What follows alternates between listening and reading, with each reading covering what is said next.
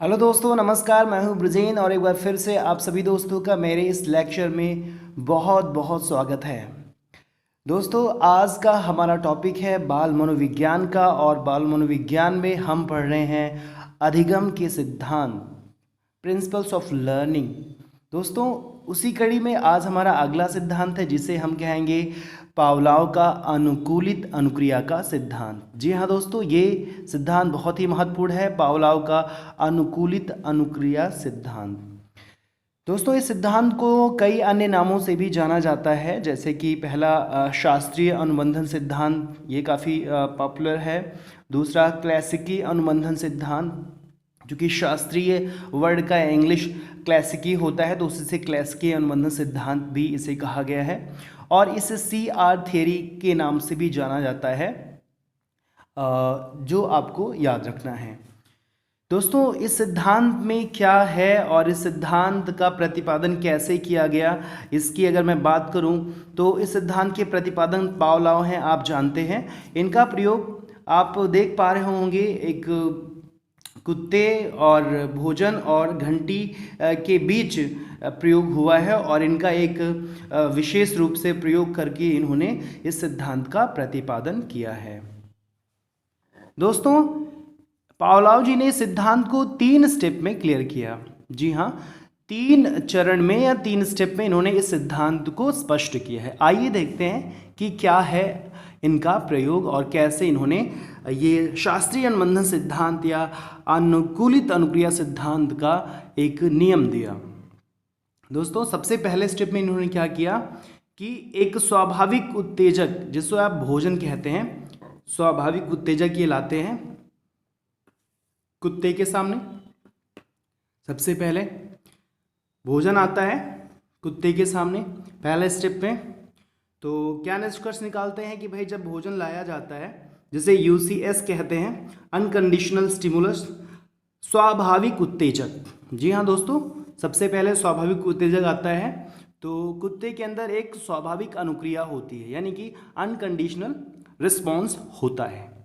तो ये कॉमन सी बात है भाई कि अगर किसी इंसान के सामने भी अगर भोजन आएगा तो उसके अंदर, उसके मुंह में पानी आएगा, यानी कि भूख लगी है, तो जाहिर सी बात है उसके अंदर ये एक रिस्पॉन्स होगा।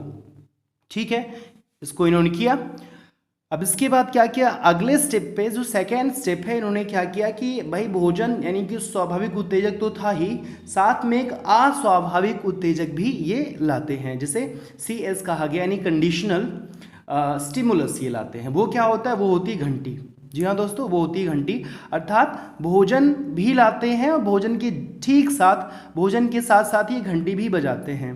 तो अब क्या होगा दोस्तों, अब रिजल्ट क्या आने वाला है, कुत्ते की तरफ से क्या होगा, अगेन फिर से वही हुआ, क्या हुआ, स्वाभाविक क्रिया होती है, अर्थात उसके मुंह से लार फिर निकलती है। और ये जो सेकेंड स्टेप है, ये कई बार रिपीट किया गया, कई बार इन्होंने इसको रिपीट किया। और जब ये कई बार रिपीट हुआ तो क्या हो गया कि घंटी की आवाज़ और भोजन के बीच एक बॉन्ड क्रिएट हुआ और ये घंटी की आवाज़ को कुत्ते ने अपने माइंड में सेव कर लिया कि घंटी की आवाज़ आई, अर्थात भोजन इससे कनेक्टेड है, घंटी की आवाज़ के साथ ही भोजन आएगा।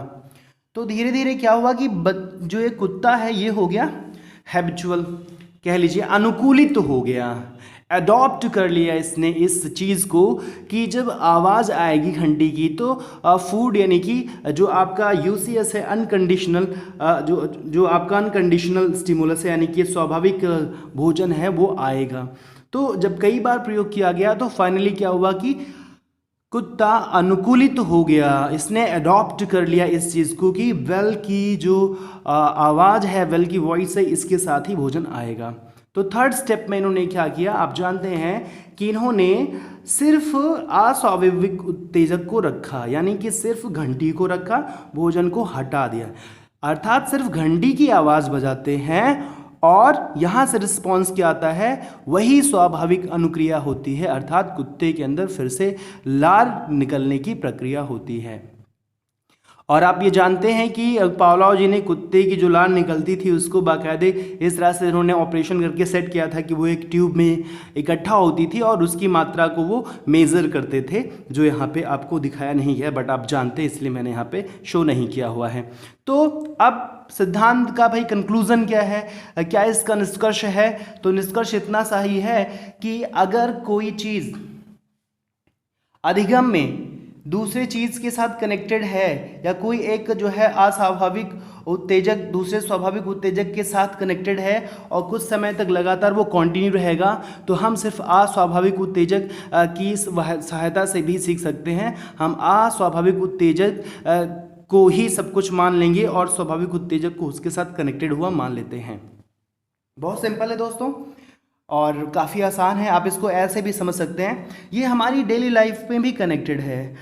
अब इसका एग्जांपल मैं देता हूँ, जैसे हम लोगों के पास डेली कॉल्स आती हैं और कोई ऐसा टाइम भी होता है कि जब एक पार्टिकुलर टाइम पे एक विशेष व्यक्ति का फ़ोन आता है या समवन स्पेशल का फ़ोन आता है। सपोज कि 9 बजे किसी खास का फ़ोन आता है, चाहे वो दोस्त हो, चाहे वो वाइफ हो, चाहे वो गर्लफ्रेंड, A to Z कोई भी हो, तो एग्जैक्टली 9 से 9:15 के बीच में कोई फ़ोन डेली आता है, डेली आता है, डेली आता है। तो क्या हो जाएगा, फ़ोन की घंटी शाम को जो 9 से 9:15 के बीच बजेगी, तो आप ये हैबिचुअल हैं कि या आपने अडॉप्ट कर लिया उस सिचुएशन को कि ये एग्जैक्ट उसी बंदे का फ़ोन है जिससे आपकी डेली बात होती है और इसी समय पे होती है। अब होगा क्या, मान लीजिए बीच में कंटिन्यू 1 महीना आपकी ठीक 9 से 9:15 के बीच एग्जैक्टली 1 बंदे से बात हो रही है, एक ही कैंडिडेट से लगातार बात हो रही है, लेकिन बीच में वो बंदा एक दिन ऐसा होता है कि वो नहीं फ़ोन करता है किसी वजह से, और उसी बीच एग्जैक्ट टाइम पे किसी दूसरे बंदे का फ़ोन आ जाता है, तो आप नंबर भी नहीं देखते हो और एग्जैक्टली उठा करके उसी टोन में, उसी धुन में, उसी लहजे में बात करना शुरू कर देते हो। लेकिन बाद में पता क्या चलता है कि वहाँ तो वो है नहीं, कोई और है। तो होता क्या है कि भाई हमने अडॉप्ट कर लिया उस टाइम को और उस टाइम को हम उस टाइम से अनुबंधित तो हो गए कि ये टाइम एग्जैक्टली किसी समवन स्पेशल का है।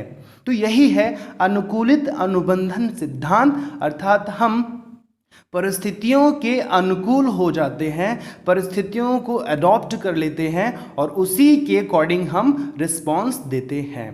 दोस्तों बहुत आसान है, उम्मीद करता हूँ आप समझ गए होंगे।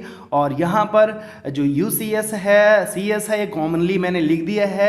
अनकंडीशनल, UCS का मतलब अनकंडीशनल स्टिमुलस होता है, स्वाभाविक उत्तेजक, CS का मतलब आप समझ रहे हैं कंडीशनल स्टिमुलस होता है, और UCR का मतलब अनकंडीशनल रिस्पॉन्स। तो ये बहुत कॉमन चीज़ें हैं जो आपको याद रखना है। बाकी इतना याद रखना है कि ये सिद्धांत दिया है पावलोव ने और इसे किन किन नामों से जाना जाता है। दोस्तों उम्मीद करता हूँ कि ये समझ में आ गया होगा, जो कि बहुत आसान है। और अगर समझ में आया, वीडियो अच्छी लगी तो प्लीज़ लाइक करें, कमेंट करें, शेयर करें और चैनल को सब्सक्राइब भी करें। दोस्तों मिलते हैं अगले वीडियो में अगले लेक्चर के साथ। तब तक बहुत बहुत शुभकामनाएं। जय हिंद, जय भारत।